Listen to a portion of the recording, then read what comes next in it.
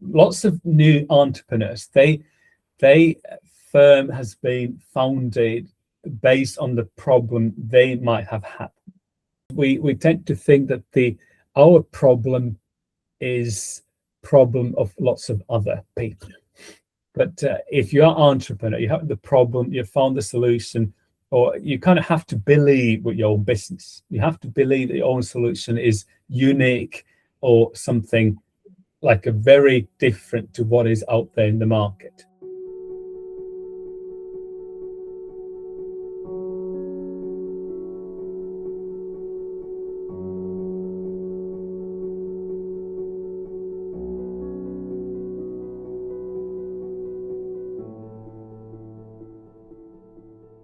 Every startup founder dreams of building a company that succeeds around the world. The interesting part is some startups spend years trying to grow beyond their home, while others begin thinking globally from day one. So what makes the difference? Today's guest has spent decades studying exactly that. From international entrepreneurship and global marketing to the mindset behind successful founders, his research has helped us better understand how startups grow beyond borders. Hello, everyone. Welcome to another episode of School to Startup, brought to you by Tracxn, a private market intelligence platform that's been supporting the global university ecosystem for over 12 years. Through our university partnerships, we work with institutions driving innovation and entrepreneurship, and this series highlights the academic leaders making that happen. I'm Harish, your host today. It's my pleasure to welcome Professor Olli from LUT Business School. Professor Olli, thank you so much for joining us. Thank you, Harish. Before we jump into startups and research, I have to ask you, you've spent years working with entrepreneurs and students. Who is actually more unpredictable, entrepreneurs or academics? No, it would be, of course, nice to say academics or students, but I would say that probably entrepreneurs are they have, of course, often very driven mindset, and they are fighting with all kind of challenges every day if you're in a growth-oriented startup. So probably there would be like a more permutation of changes taking place. So academia, LUT Business School is very agile, but in a certain sense, you're able to plan 4 years ahead because you're thinking about the students come in, what kind of programs you have. You have a program reviews maybe once in 10 years, and every year you do revise a bit. But let's say academia is not as turbulent as the business if you're in the startup. That's my hunch. Interesting. We'll talk about LUT a little late, but let's start with your own journey. Was becoming a professor always the plan, or did life gradually lead you in this direction? Yeah, I have to say, when I was doing my master's dissertation, I did actually do that for the company. I was working in the consultancy company at the time, but I've always enjoyed research. So eventually what happened was that I was working in this company, but my old professor supervising MSc dissertation headhunted me back to the university, and I was sort of thinking, okay, I could do some research and maybe go back to industry after that. But eventually I enjoyed the life in academia very much and eventually became a professor. Interesting. One of your most well-known research areas is born global companies, right? So for someone hearing that phrase for the first time, what exactly is a born global company and why are they becoming increasingly important? See, the born global company, of course, is a catchy term, but it was originally described by Rennie, so McKinsey consultant working in Australia, and they had been, looking at this interesting group of firms which started interesting early, and how the term diffused into academia was that Tamer Kavus was a professor in Georgia in the US, was on the research leave in Australia and got to know about the concept. And then he and his then doctoral student Gary Knight then published about the academic papers about born globals. Gary's PhD dissertation about born globals, and diffused to multiple scholars all over the world. Other terms one could use, of course, are international ventures. They were like global startup term was used as well. But in principle, we talk about the early and rapid internationalization of the firm. So rather soon, if not on the very first day when the company is being founded, they embark international operations and look for international opportunities. Interesting. And many founders believe they should dominate their local market before expanding internationally. So does your research support that thinking, or has the world changed? I think when we look at the international business research altogether, I think one of the core concepts is contextualization. And when we look at the born global phenomenon or early internationalization phenomenon, of course, one of the things we notice that it is to a certain extent contextual. And if you come from the small home market, if you come from the small open economy like Finland or in their neighboring Scandinavian countries, we tend to talk about the home markets is relatively small. And that means, of course, the growth opportunities might be rather limited if you operate in the niche market in your home market. And in that sense, there's certainly home market does matter where you can grow. If you compare that to, let's say, an American-based firm or Indian firm, of course, home market size might be rather different. It might be actually rather complicated to go to the other state, even neighboring state. So we tend to see the phenomenon of born globals everywhere, but it's more prevalent in the countries which actually are small, but there's less red tape to conduct international business activities. So that's one thing. Is it always required? I think we could say that it might depend on how scalable your business is as well. So we do other factors which we have to look at. You mentioned when we introduced me, of course, mindset being one thing. So of course, you need to have that kind of global mindset, or international entrepreneur takes something similar, because otherwise you probably would not go, even you would have a suitable product or service to do it. But one thing, of course, is that how scalable your business is, or whether your product service actually would fit to the needs of customers elsewhere than in your home market. Understood. I have a follow-up question on that. So what would be the biggest misconception founders have about international expansion? Now, in a classical sense, of course, we tend to think that the markets would be similar. So that because lots of new entrepreneurs, they firm has been founded based on the problem they might have had in their earlier business, or they've been working for somebody else, but something has not been right, or they hadn't really enjoyed the existing solution. So there's a certain trigger of action to you actually will become entrepreneur if it's not necessity based, but more like opportunity driven business.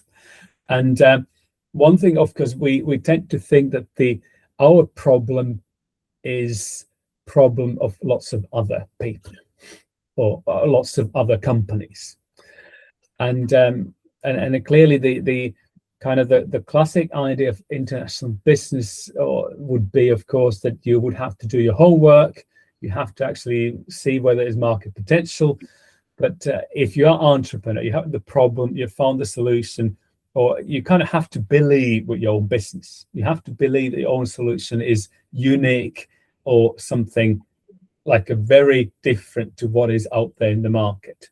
And the same thinking for me would be, we wouldn't be probably entrepreneurs if we wouldn't believe to a certain extent we are unique and our solution is the best.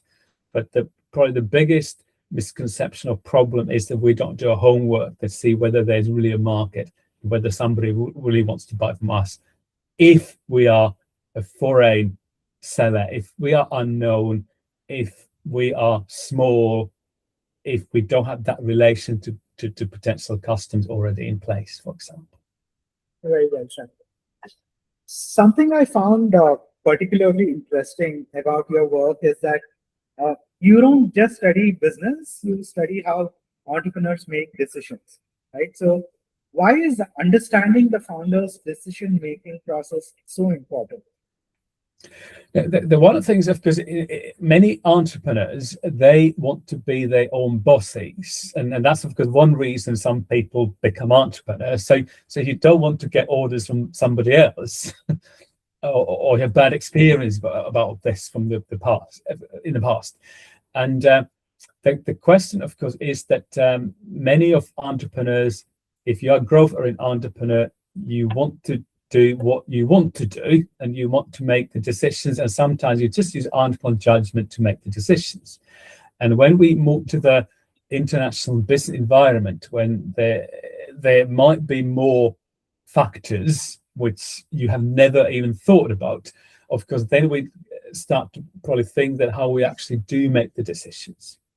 And if you look at the entrepreneurs literature, of course, we have Saraswati and definitely many others who look at the effectors and causation issues. So whether you do like a classic straight planning we tend to teach in the business schools, or we just look at, okay, I have this, what can I do with this? But then we have other kind of decision-making models that stemming from entrepreneurial judgments. You just use a gut feeling to make the decision, or the other end is the classic business school management thinking that we set up goals and objectives. We do lots of market research and analytical work of the competitors and potential partners and distributors, others, and then we build the strategy and get the means to do it. And of course, decision making probably would relate what do you do in the end, and that would relate to how you're going to perform in that market or in that operation you're actually making decisions about.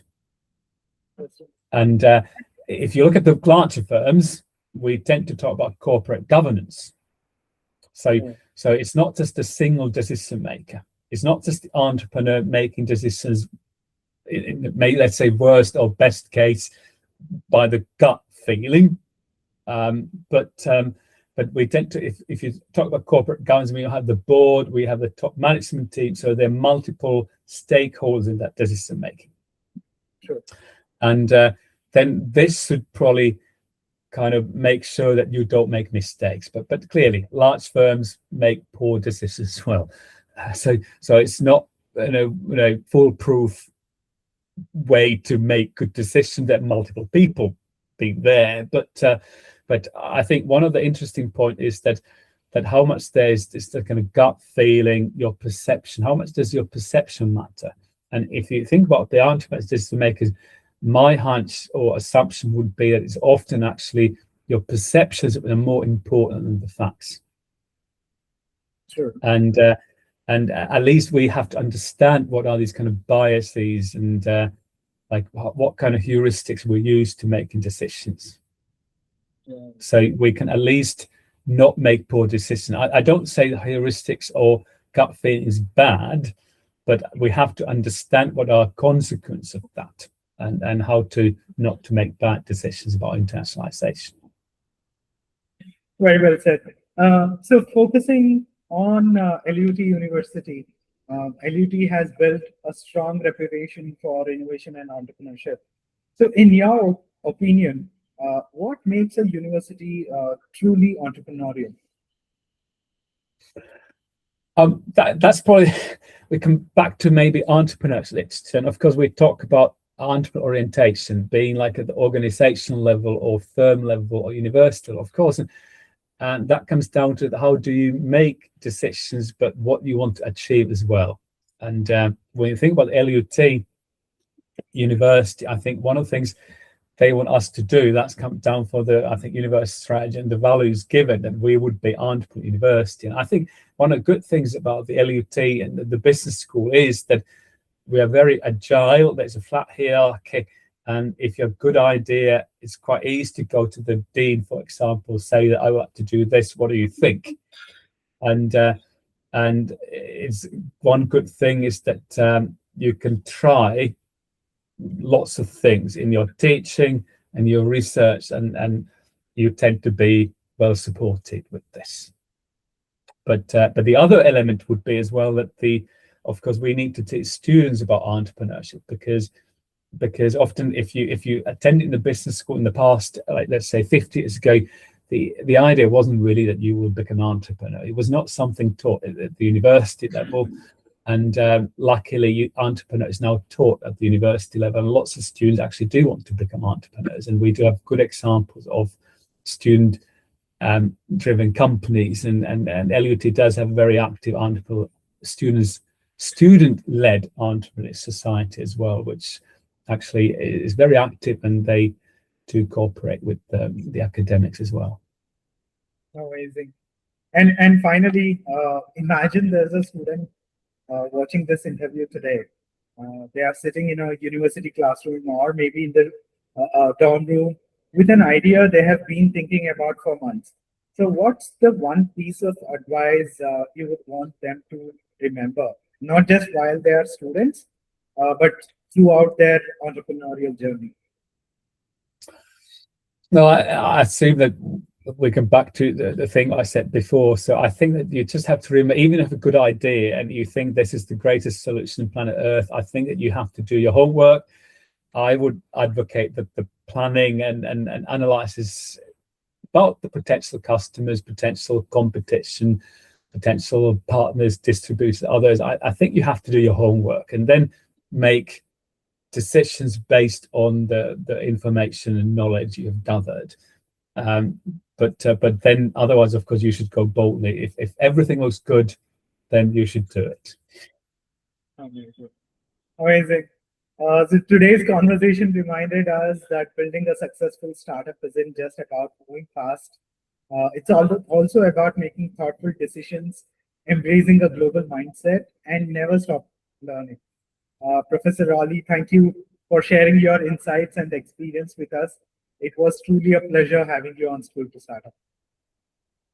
Thank you, Haris, and it was lovely to talking to you. Perfect. And to everyone watching, if you found this episode valuable, please give this video a like, share your biggest takeaway in the comments, subscribe to our channel, and don't forget to click the bell icon so you never miss our conversations with leading professors, entrepreneurs, and innovators from around the world. Thank you for watching, and we'll see you in the next episode of School to Startup.